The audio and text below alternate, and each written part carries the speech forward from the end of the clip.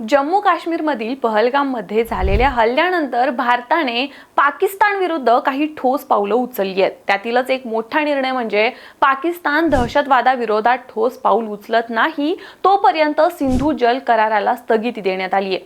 सिंधू जल करार म्हणजे काय? तर भारत आणि पाकिस्तानमध्ये वाहणाऱ्या सिंधू नदी आणि तिच्या उपनद्यांच्या म्हणजेच सतलज, बियास, रावी, झेलम आणि चिनाब नदीचे पाणी दोन्ही देशांनी वाटून घेण्याच्या कराराला सिंधू पाणी करार असं म्हणतात।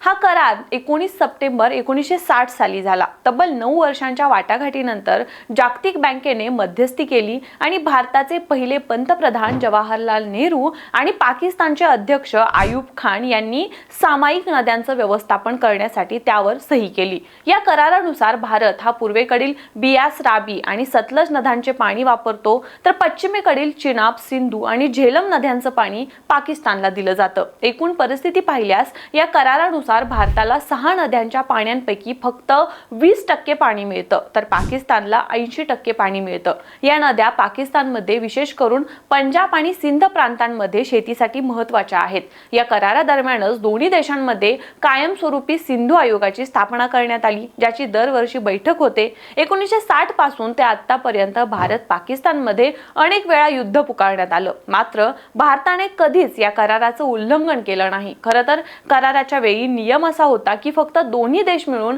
एकत्रितपणे यामध्ये बदल करू शकतात, पण सतत होणाऱ्या दहशतवादी हल्ल्यानंतर हा करार रद्द करण्यात यावा अशी मागणी होत आहे। आता पहलगाम मधील हल्ल्यानंतर भारताने या कराराला स्थगिती दिली आहे।